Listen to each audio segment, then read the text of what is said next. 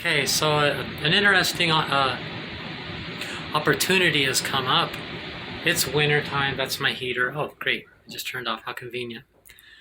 So an interesting opportunity came up on my video, which is the video before this one on this playlist. And if you're just watching this video, I'll in the description box put a link to this playlist.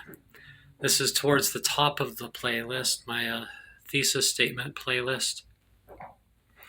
The video before this one called "The Raw Me, What's Wrong with Me."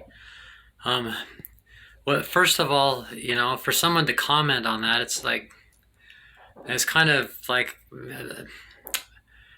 my bad in that way, because I said that's what I'm saying is I'm being like sarcastic in a way. It's like bait. Like I'm baiting it for toxic people. It's like an opportunity for.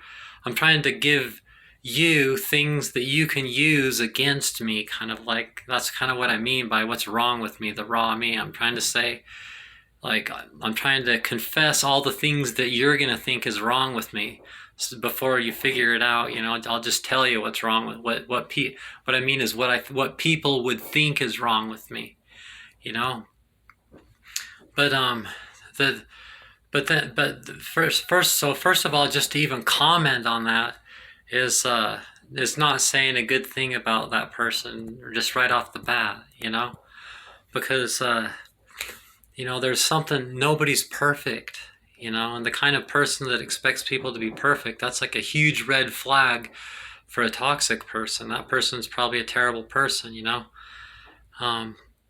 So yeah, this video, what I'm going to be doing is I'm going to be kind of like ripping on that person, which is kind of bad of me to do, but it's just so typical. Like, it's a comment that I've been hearing for many years now. That's what a lot of people, what this person thinks is what a lot of people think, and it's kind of hard to know if they're just trying to be hurtful, which might be that, or maybe they really just believe that, and maybe they think they're good people by saying that. What he said was, he says, "What's wrong with you? I'll tell you what's wrong with you. There's no such a thing as transgender people, just transvestites. And if you would just admit that, then you would finally would be your even truer self. Even truer self, because he can tell that I've done some inner work, and so it doesn't want to make it sound like I haven't done any inner work, just that I could finish it by realizing that I'm really just a man in a dress, pretty much, which is what a lot of people think, and that's fine. People can have their opinion. That, first of all, that disqualifies you as like my friend. I'll be nice to you in like a Jesus kind of a way, But yeah, why would I want to hang out with someone like that? That person's going to be a way negative influence on me. That'd be like someone that's constantly telling you, you're working out to be a baseball player, and they're constantly telling you you can't do it. You don't have the body for it. You don't have the skills for it. You can't run fast enough. Type thing. It's like, even if it's true, that's not how you treat your friend. So. But that person probably always, that's just probably how they treat everybody. Narcissist, that person's probably a narcissist. Narcissists expect everyone to be perfect, but they don't hold themselves to the same standard. It's like one of the most basic components of narcissism. And so so this video, it's just such a good thing to analysis. So in ego maturity, a person realizes some pretty cool things. First of all, that person, if that your even truer self, if that person can tell I've done some inner work, and they actually think they know better than I do, I'm a stranger to that person. If they really honestly believe that they think they know the truer me, over me, they have a better idea of who my truer self is over myself, that just exposes themselves for not knowing what it means to know thyself. They must not know anything about the subject of knowing oneself, because using people as mirrors, if you look at the bottom of this playlist, I have the 7 stages of ego maturity according to the Buddha, according to African Zen Buddhism. So one of the stages of ego maturity, and it's a pretty high stage, so that person is probably pretty smart, you know, but using people as mirrors, when people tell you things like that, if I was to believe that, if I was actually to believe this person, that would be exposing me for the level of ego maturity I'm on, and it's not a fully matured ego. Because a fully matured ego knows enough about the subject of knowing oneself to know that's not there's no human that's so intelligent and spiritually advanced that they can tell you who you really are inside. That's an individual's job. It's an inner journey that only you can do. They can help you, and that's really what life does. Life's all about helping you and everything, but it's more like things accidentally help you, or sometimes people help you on purpose. But so that's my truer self, my even truer self, or maybe it doesn't say even truer. You can look at it, look in the comments, or my truer, which is the same thing, truer, meaning I'm true, but I would be even truer. That's just wow, what a perfect example of someone not to listen to. And then he also says at the very first, he says, you call yourself a Rasta, but Rastafarianism is a black liberation movement. So that's an insult to black people. So he's exposing himself that he doesn't research subjects before he talks about them. With even the smallest amount of research into Rastafarianism, one would easily be able to see that there's Rastas, there's Chinese Rastas, there's tons of South American Rastas, there's lots of Rastas in Britain. The Rastas of Britain write some of the best books about Rasta. There's Italian. One of my favorite books is by an Italian Rasta. Italian Rasta. And the Italians were the bad guys in the Haile Selassie story. There's lots of white Rastas. There's, and so the whole point, Rasta, like if you listen to Bob's interviews and stuff, Rasta is about the Bible. Bob Marley's music's about the Bible. He's quoting it all the time. You might not realize it. And Peter Tosh too. So to say that you have to be black to be a Rasta is to say you have to be black to read the Bible and believe it. And he's probably in his background, he's probably using the Bible against me. He's just not quoting it.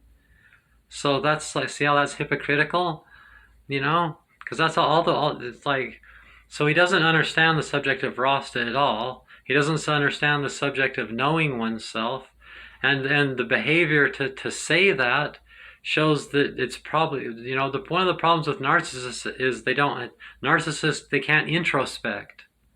They can't do it, and they're good at taking subjects and taking keywords from subjects and making themselves look like experts. Jordan Peterson does that a lot. He uses these real big words, and he uses all the right words that are what his right-wing followers would want to hear, so they'll believe him.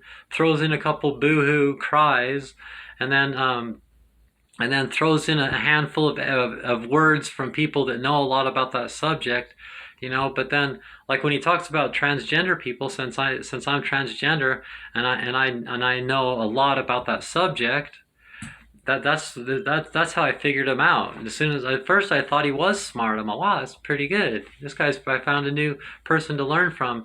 And then I heard him talk about transgender people, and then it just exposed him. Sometimes that's a way to understand narcissists. If you look on my playlist about narcissists, I'll leave a link in the description box. I have a whole playlist on narcissism. Psychology, as it turns out, is one of my favorite subjects, so I've studied a lot about psychology, and I'm an empath, so I can practically read people's minds, and I'm like a human lie detector and things like that. I feel sorry for people that pick on me like that, even if it's not in person. When it's in person, I can even pick up on more stuff, and I just have to, am I going to hurt this person's feelings? So then one of the things about transgender, there's only transvestites, not transgender. Gender is arbitrary. Gender's arbitrary. People always say gender's a social construct, but saying a gender is a social construct. The reason why people don't say that anymore, because it's not really the best way to word it, because in a lot of ways it is a social construct, but those constructs are all initiated from natural, legitimate reasons. Survival in the past. And of course, in the modern world, a lot of those things aren't relevant, but those differences are still there. And a trans woman is something different than a cis woman. Like really, the only way to truly be intelligent about the subject of transgenderism is to adopt the word cisgender and transgender and know how to use them and know what they mean. Trans woman, trans man, cis woman, know what they mean and use them. And if you do that, then basically you're admitting there's four genders. And because like the people that pretend they're intelligent about it, they insist there's only two genders, then everything they say after that is based on that belief. But gender is arbitrary. So like saying there aren't transgender people is saying that I don't exist. You're telling me that I don't exist? No, you're just a man in a dress. Well, someone that was born a man that has like boobs, and a lot of trans women have vaginas because they've had bottom surgery. Maybe I do. I'm not trying to confess. That's personal, but female hormones. So I have a female sex drive, female skin, female hair, all the things that come with hormones, and for someone to say no, you don't. I had boy hormones. I went on girl hormones. Now I have female hormones. How many people in the same lifetime can say they've had a male sex drive and a female sex drive, male hormones and female hormones? So you're going to come up against me and argue with me about what that means when I can speak from firsthand experience? That's like so stupid. Why would you know? Like, why would you be so arrogant to think that you're capable of having a conversation like that with me? That's so stupid. Especially like the whole scientists teach that gender is a spectrum thing. I just don't think that doesn't really matter to me. All that means is just that it just shows that there's always been in history, archaeology, and what we know that there's, and like Moses said that it's evil. So that means that there would have been people trying to do it. There's so much evidence that there's always been people doing it, whether it's right or wrong, or that want to do it and they get killed and persecuted. But there's always been people that want to do it, and then that can be explained in a microscopic way, and then with epigenetics and everything like that, where choices you make do affect you, especially if you're on hormones. It's just ignorant to think that the things, all you go through and all the experiences, and plus living your life and all the things that are social construct and all the parts of it that are arbitrary and everything like that, I think it at least merits that there would be something different about me from someone that was born a boy that's living themselves as a man and with their man skin and their man hair and their man hormones and all that stuff. I'm at least different enough that it makes it legitimate that there should be a word to describe whatever I am. And if you do that, that's why they won't use those words. Because if they would admit that it's legitimate that there should be a word to describe these people, then you have to admit that we exist, and you have to admit that there's something different about us. A transvestite, transition, vestirse, I speak Spanish, is the Latin root to change your clothes. Transvestite means that you change your clothes, meaning you're a man and you change your clothes into it's like a performance. It's like a temporary thing. Transgender means you transition from one gender to another. Transition the gender. There's no going, you don't transition back and forth. That would be a transvestite. So it's 24 hours a day. Like when I dream, I'm not like a boy when I dream. I never have dreams that I'm a boy. I never have thoughts that I'm a boy. I don't even really care about gender, really. To me, it's just an arbitrary thing. When people say that, they're just being mean or difficult, because it's like, oh, why not just say that there are transgender people? It's arbitrary, if that's what it takes. Like, and what about my mental health? It's like, shouldn't I be able to take care of myself and take care of my mental health and use the things that work for me? And And we know, so here's a chart.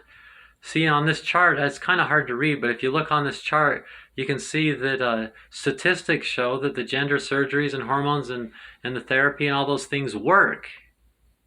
You know, they make most, not everyone. Just so one of the things with propaganda, a way to spot propaganda is when someone's using, like, there's a million or 2 million transgender people that are benefited by the surgeries and the hormones, and there's like 150 that didn't. 150 is just a fraction of 2 million, you know, but that's like a lot of video. If you made one video about 150 people, you could really make it look like that it's a really bad thing, you know. And that's what people that use propaganda do. They take the things that back up what they want to believe and what they want to, you know.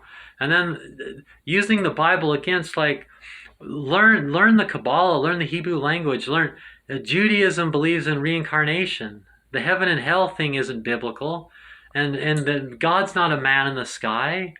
Yahweh, YHWH, the tetragram, the tetragrammaton. It's something inside of you. It's not. It's God is spirit, and we connect within. It's not. You know, the concept of God never was a body thing. That's something that the Catholic Church made up. And look, I have a playlist on who wrote the Bible. I'll leave a description in the link in the description box. We know that the Bible wasn't written by God, and it wasn't. And most of the time, it wasn't written by the person that it says. You know, Jesus didn't write the New Testament.